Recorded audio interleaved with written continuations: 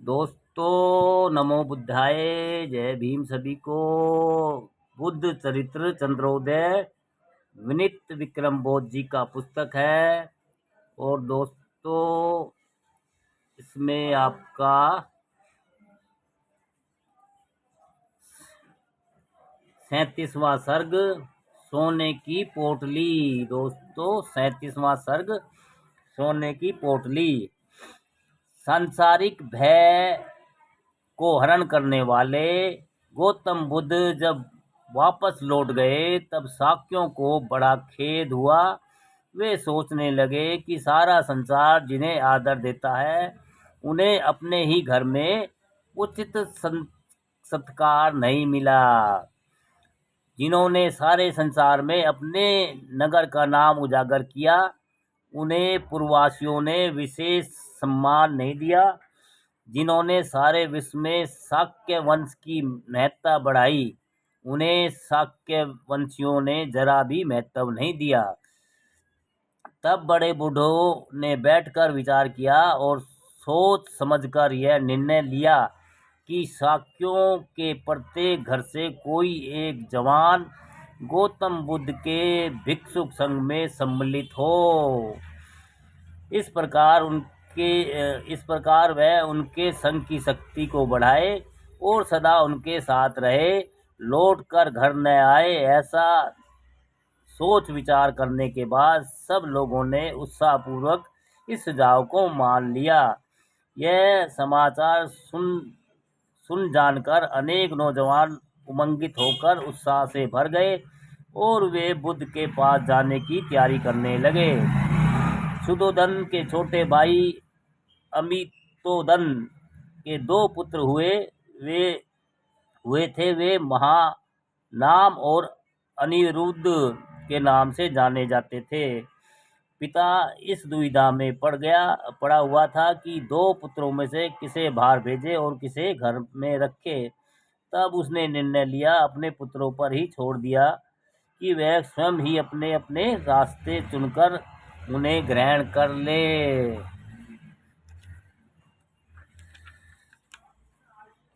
जिस पिता की बात सुनकर बड़े भाई का शरीर कंपित हो गया। वह छोटे भाई को घेर कर बोला, हे भाई, तुम योग धारण करोगे या घर में रहोगे? अपनी इच्छा तुम स्वयं ही बता दो। छोटा भाई अनिरुद्ध कहने लगा, अभी तो मेरी उम्र बहुत कम है, क्या मुझसे ओघड़ बनेगा? उनका चीवर मुझे फूटी आंख भी अच्छा नहीं लगता। शुद्धि संस्कार के बिना ही कौन सिर मुंडन करवाए? क्यों मैं वहां जाकर दर दर भीख मांगू? नहीं भाई, मैं तो घर में ही खेलूंगा और खाऊंगा।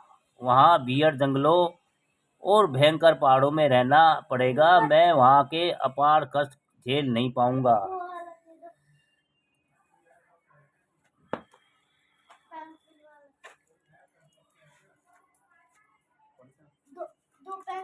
दो पेंसिल स्कूल वाला।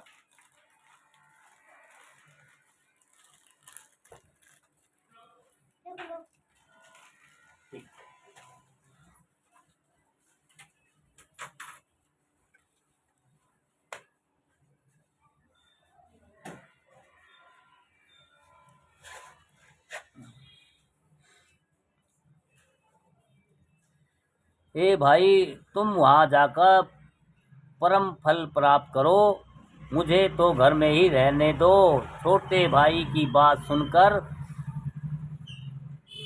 महानाम के हृदय में बड़ा संताप हुआ। अभी उसका विवाह हुए कुछ ही दिन बीत पाए थे। बड़े भाई का मन राग में रंगा हुआ था, उसमें काम वासना लहरा रही थी। वह अभी घर नहीं छोड़ना चाहता था।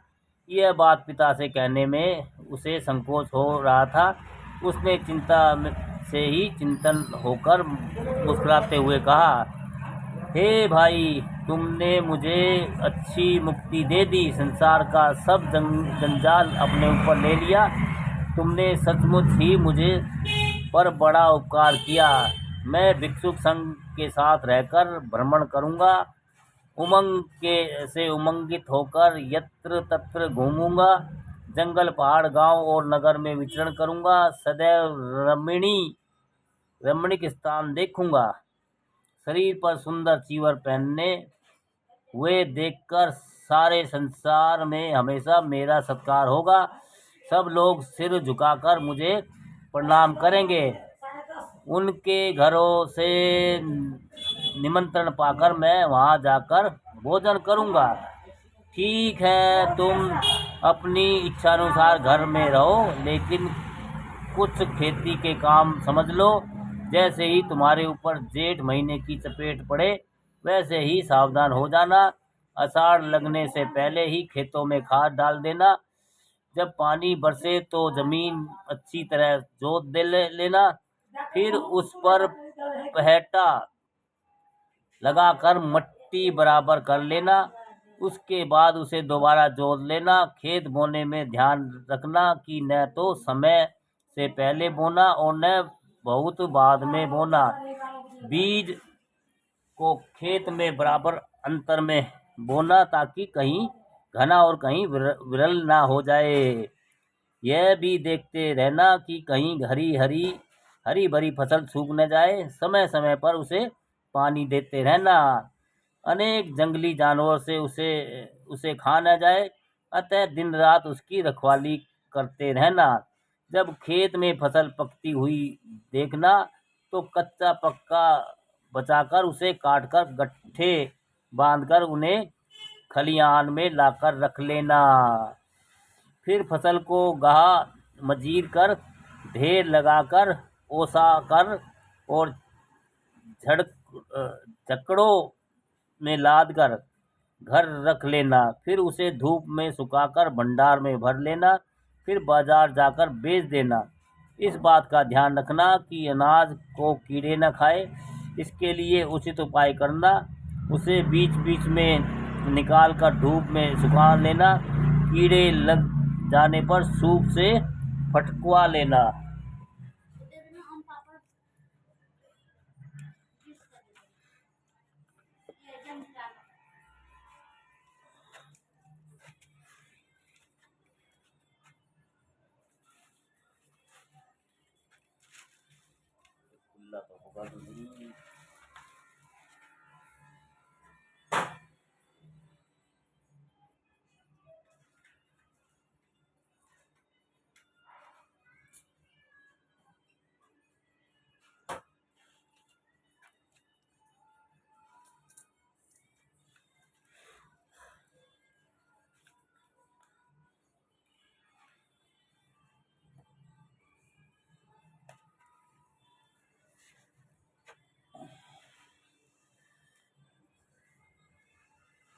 बड़े भाई की बात सुनकर छोटा भाई चकरा गया। वह कहने लगा, इसमें तो और अधिक कठिनाई है। पहले सब रहस्य नहीं जान पाया था। मुझे खेती का काम सरल ही जान पड़ा था। यह काम तो बड़ा कठिन और बड़ी अड़चन का है। सुनकर मेरा मन चकरा गया। अब तुम ही घर में रहकर खेती कराओ और मन लगाकर माता पिता की सेवा करो। मुझे भिक्षुक बनना ही स्वीकार है। मैं सांसारिक जंजाल में पड़कर अपने प्राण नहीं दूंगा। यह सुनकर बड़े भाई को हार्दिक हर्ष हुआ, पर वह ऊपरी तौर से उदास होकर बोला, हे अनुज, तुम मुझे हृदय के हार की तरह प्रिय और शीतल लगते हो, इसलिए मैं पहले तुमको ही चुनाव का अधिकार देता हूँ। मैं तुम्हारे सुख के लिए घर में रहकर दुख सह लूंगा। तुम्हें बचाकर मैं स्वयं इस तेज आग में जलूंगा। तुम माता पिता से आज्ञा ले लो और गृहस्थी के भयंकर जंजाल को छोड़ दो। पिता ने उस पर कोई रोक नहीं लगाई, लेकिन व्याकुल माता ने उसे भिक्षुक होने की अनुमति नहीं दी। वह कहने लगी, हे पुत्र, तुम मुझे आंखों के तारे की तरह प्रिय हो। भिक्षुक होने से कोई लाभ नहीं है। तुम घर न छोड़ो, जंगल में बड़ा दुख है। तुम्हारी उम्र बहुत कच्ची है। यहीं खेलो खाओ। माता ने बार बार समझाया, पर हठी पुत्र ने अपना हट किसी प्रकार नहीं छोड़ा। तब माता ने कहा, भद्रक तुम्हारा मित्र है, अगर वह कह दे तो तुम समरण हो जाओ। लिए 5-6 कार्ड दे, बीसी दे देगा आपके है बीसी लिए दे देगा कोई ना। हाँ, हनुमान ले लेंगे। समणक हो जाओ। अवसर पाकर वह सामंत हो गया, और उससे कहो कि वह अपना बड़ा पद छोड़कर वैराग्य ले ले। अगर वह अपनी धन धाम छोड़कर समरण हो जाए तो तुम भी हो जाओ, मैं कोई रोक नहीं लगाऊंगी। माता का ये बात सुनकर अनिरुद्ध बहुत प्रसन्न हुआ। वह शीघ्र ही अपने मित्र भद्रक के पास आया। अनिरुद्ध ने कहा, मैं वैराग लेना चाहता हूँ और गृहस्थी के कीचड़ को छोड़ना चाहता हूँ, पर मेरी माँ मुझे अनुमति नहीं देती। तुम मेरे रास्ते के रोड़े हो गए हो। भद्रक उसका मुख देखकर बोला, हे मित्र, तुम समरण हो जाओ, क्या इससे मुझे कुछ हानि है? मैं तुम्हें सहर्ष समर्थ देता हूँ। तुम अपना मनचाहा शुभ कार्य करो। तुम मुझे हमेशा अपने साथ समझो, प्रसन्न मन करके प्रवज्ञा ग्रहण कर लो। अनिरुद्ध ने कहा, अगर तुम सचमुच ही मेरे साथ हो तो फिर मेरा दिल न तोड़ो। अगर मेरे साथ तुम भी समरण हो जाओ तो मेरी माता मुझे समरण बनने की अनुमति दे दे। अनिरुद्ध की बात सुनकर भद्रक का हृदय इस प्रकार कांप उठा, मानो पैरों के नीचे सांप दब गया हो। वह हकलाकर कहने लगा, हे मित्र, इस समय मेरे सिर पर बहुत भयंकर जंजाल आ पड़ा है, लेकिन अगर तुम 7 वर्ष तक मेरी प्रतीक्षा करो तो मैं गृह जाल छोड़कर तुम्हारा मनचाहा कार्य कर सकता हूँ। अनिरुद्ध ने कहा, मनुष्य को मृत्यु हरदम उसके सिर पर नाचती रहती है। मैं 7 वर्ष तक तुम्हारी प्रतीक्षा कैसे कर सकता हूँ? भद्रक ने कहा, मुझे मुक्त होने के लिए कुछ अवसर दो, 5 वर्ष ही मेरी प्रतीक्षा कर लो। अनिरुद्ध ने कहा, संसार क्षणभंगुर है, वह कौन जानता है कि कब किसे क्या हो जाएगा। 5 वर्ष तो 5 युग के समान है, मैं इतने दिन तुम्हारी राह कैसे देख सकता हूँ? भद्रक ने कहा, ठीक है, तुम मुझे 3 ही वर्ष का समय दे दो तो मैं प्रसन्नता से तुम्हारे साथ भिक्षुक बन जाऊं। अनिरुद्ध ने कहा, हे मित्र, समय की टेढ़ी चाल को देखते हुए 3 वर्ष की देर उचित नहीं जान पड़ती। भद्रक ने कहा, तुम केवल 1 ही वर्ष ठहर जाओ तो भी यह सभी गृह कार्य पूरे करके यह शुभ लाभ प्राप्त कर लूं। अनिरुद्ध ने कहा, जो आदमी आज है वह कल नहीं रह जाता। 12 महीने की अवधि तो बहुत अधिक है। इस प्रकार भद्रक समय सीमा घटाता जाता, पर अनिरुद्ध उससे सहमत न होकर उसे अधिक बताता जाता। अंत में जब भद्रक 7 दिन का पर आया तो अनिरुद्ध ने उसे उचित बताया। अनिरुद्ध ने शीघ्र ही घर जाकर बताया तो माता ने उदास मन से उसे जाने की अनुमति दे दी। 6 दिन शोध कर चतुरंगिणी सेना सहित सब शाक्य कुमार एक साथ ही चल पड़े। अनोमा नदी को पार करके अपना देश छोड़कर उन्होंने मगध राज्य की सीमा में प्रवेश किया। बीच बीच में रैन बसेरा करते हुए वह मंदगामी दल गंगा नदी के किनारे आ गया। मगध की राजधानी राजगिरी को पास ही जानकर उन्होंने अपने धनुष, तरकस, ढाल, कवच और तेग तलवार खोलकर अपने अपने रथों पर रख दिए और वहीं से साथ आई हुई चतुरंगिणी सेना को वापस लौटा दिया।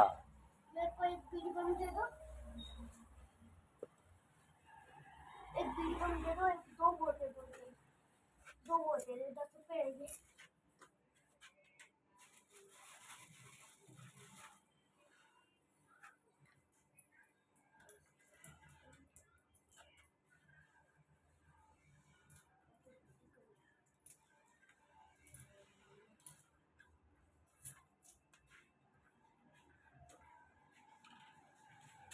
हाँ क्या और 2 ये दे दो। इनमें डायरी निकलेगी। पता नहीं भाई।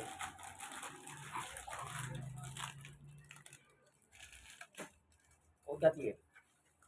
और क्या चाहिए? बस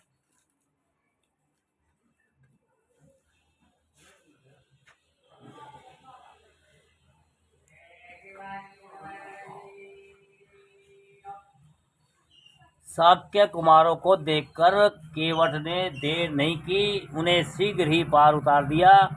थोड़े ही काम के लिए जब उसे बहुत अधिक उतराई मिली तो उसने प्रसन्न होकर उनकी क्षण धूल अपने मस्तक पर लगा ली। जब मगध की राजधानी दिखाई देने लगी और उन्हें शीघ्र ही तथागत के शिविर में पहुंचने का विश्वास हो गया तो उनके हृदयों में उमंगित होकर पवित्र वैराग्य का भाव जागृत हो उठा। तब शाक्य कुमारों ने अपने जड़ाऊ कपड़े और अंग प्रत्यंग में सजे हुए अनेक प्रकार के कीमती गहने उतार दिए और साधारण वस्त्र पहन लिए। शाक्य कुमारों ने अपने उतारे हुए कपड़े और गहनों की पोटली बांध ली और साथ में आए हुए नापित पुत्र उपाली को दे दी। फिर उससे कहने लगे, तुमने जन्म भर हम लोगों की खूब सेवा की, अंत में उनके बदले तुम्हें मेवा के समान मीठा फल मिल गया।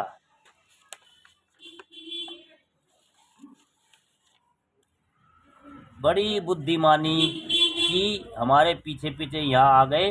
अब कपिलवस्तु में कोई भी सेठ तुम्हारी बराबरी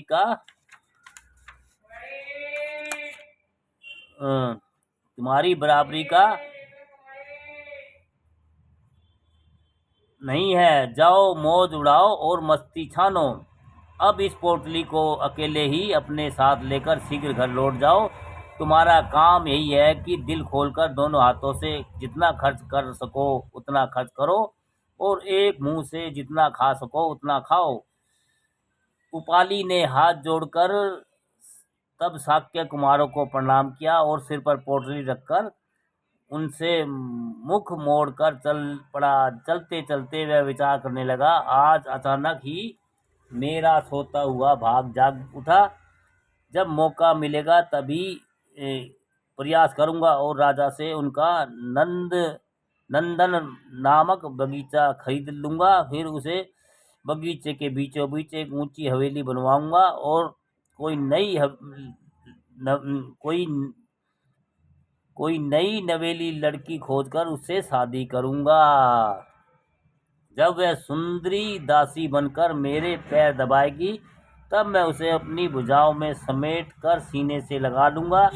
उसके हाथ में जीते जी ही स्वर्ग सुख भोगूंगा। उसके साथ मैं जीते जी स्वर्ग सुख भोगूंगा। फिर मरने के बाद मोक्ष तो स्वयं आगे बढ़कर मिलेगा।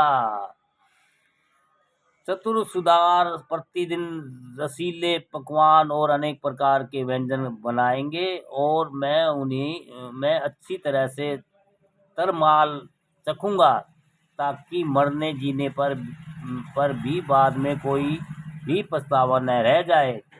वह विचारों में इतना तल्लीन हो गया कि रास्ते पर दृष्टि नहीं जमा पाया।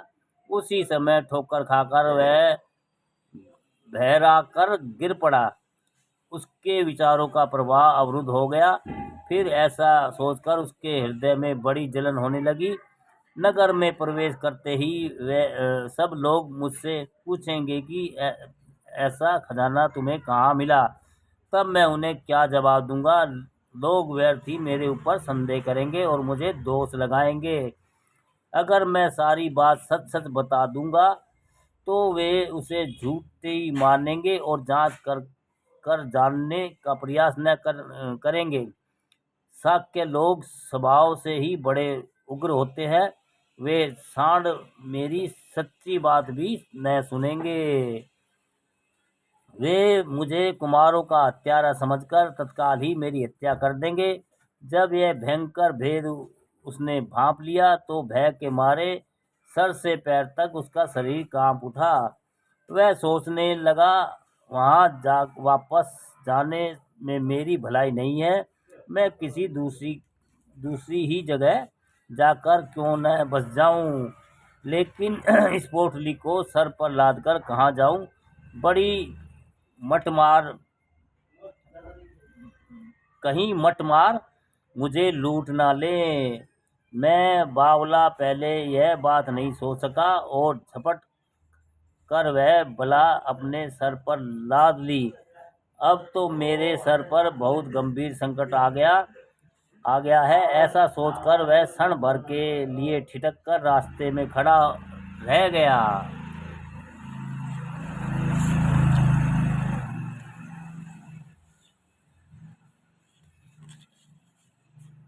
वह आगे बढ़कर एक पेड़ की छांव में बैठ गया और अपने मन में फिर विचार करने लगा।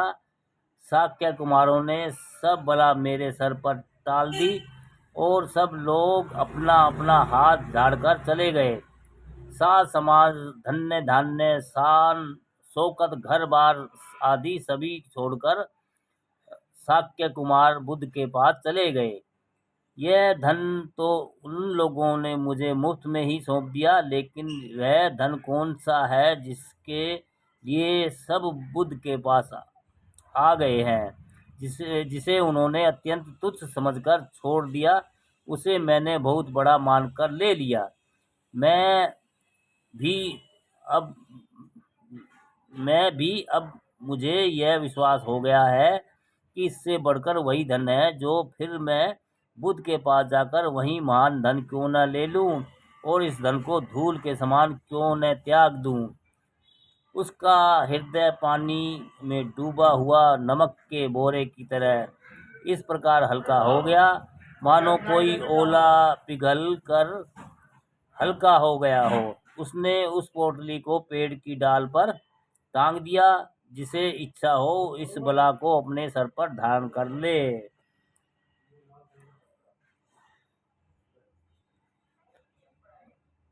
फिर वह सिर की सीध में उसी रास्ते दौड़ पड़ा जिससे वापस आया था। नगर के पास उसने कुमारों को पा लिया। उन लोगों ने समझा कि उसे बटमारों ने लूट लिया। भयभीत होकर पूछने लगे कि क्या हुआ, कैसे हुआ।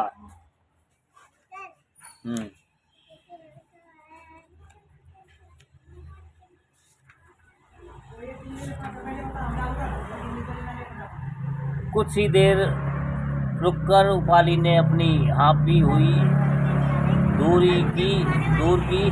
फिर उसने कान पकड़कर अपनी ठिठाई के लिए माफी मांगी। फिर वह साफ साफ कुछ कह नहीं पाता था, क्योंकि वह सही बात बताने में डर रहा था। थोड़ा बोलता फिर हकला कर वह रह जाता। हाँ बोलो।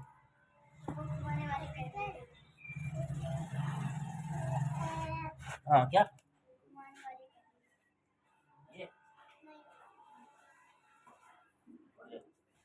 हाँ तुम बोलो भाई, जल्दी बोल ना, 5 मिनट होगा, 5 साढ़े 8 चॉकलेट मत लेना। बोल जल्दी। अरे यहीं खोलेगा, घर में खोल ली ना।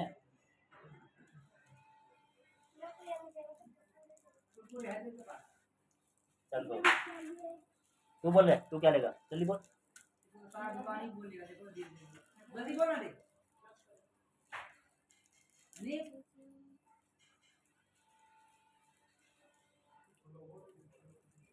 वो तेरा हाथ देखियो, ऐसे बस देखियो कर। अरे नहीं जल्दी बोलिए, बस लेके चला। देखो क्या बोल रहा है, क्या है ये? ठीक है ना, उनको दूंगा। चलो भाई, हो गया।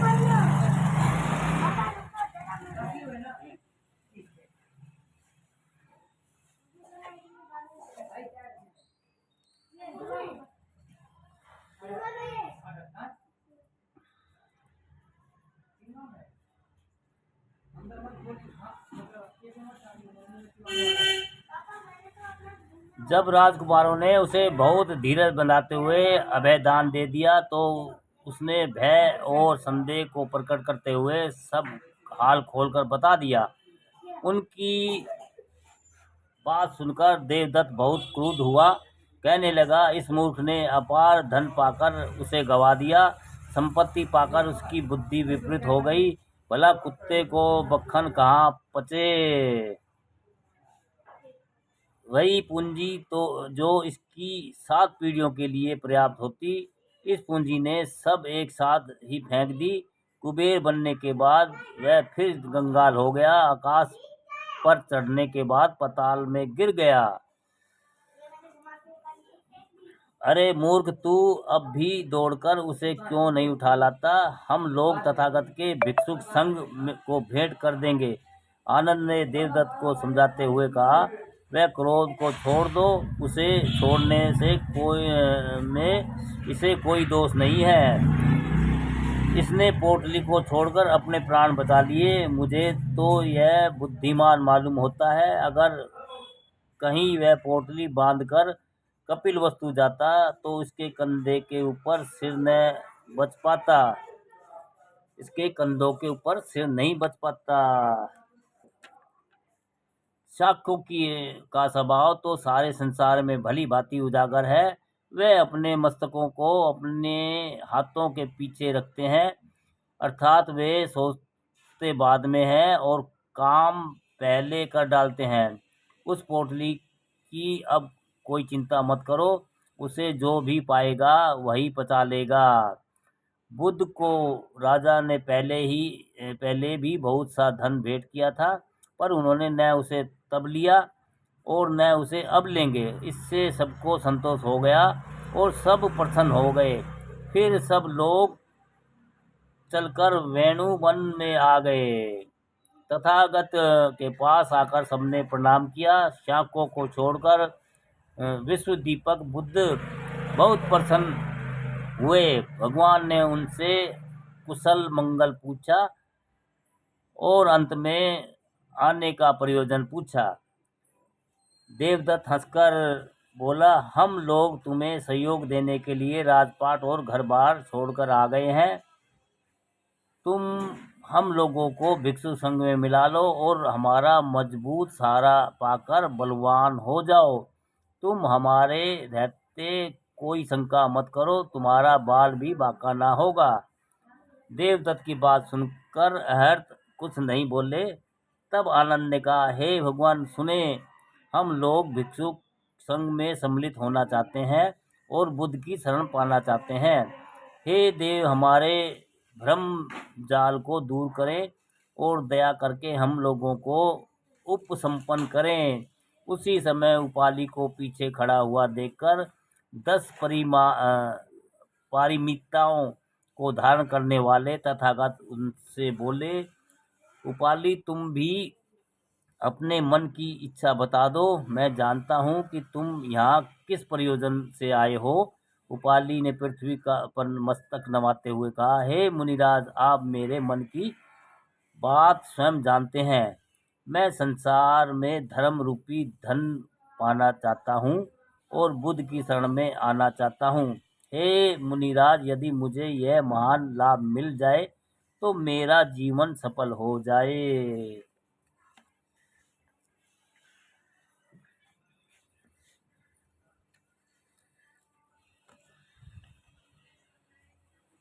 तथागत ने उपाली को बहुत शीलवान समझकर सबसे पहले उसी को उपसंपदा दी। उसके बाद विधि पूर्वक शील ग्रहण करवाकर शाक्य कुमारों को उपसंपन्न किया। तथागत ने कृपा करके शाक्य कुमारों से पहले उपाली को बुलाकर उपसंपदा दी। पहले उपसंपदा होने के कारण नापित पुत्र उपाली शाक्य कुमारों के लिए प्रणम्य हो गया और सारे संसार के लिए वंदनीय हो गया। करुणा निधान बुद्ध ने कभी किसी व्यक्ति के वर्ण पर विचार नहीं किया। बल्कि उनके शील को ही महत्व दिया। विनीत विक्रम कहते हैं कि संसार में कहीं भी तथागत जैसे सम्यक दृष्टि देखने में नहीं आई। बुद्ध का चरित्र सभी सांसारिक दोषों को हरण करने वाला और सबका कल्याण करने वाला है। उसे पढ़ने और सुनने में सुख प्राप्त होता है और करुण रस का स्रोत प्रभावित होता है। दोस्तों सभी को नमो बुद्धाय। दोस्तों आज का सर्ग था सोने की पोटली, और ये आपका सोने की पोटली 37वां सर्ग सोने की पोटली। दोस्तों नमो बुद्धाय सभी को जय भीम दोस्तों।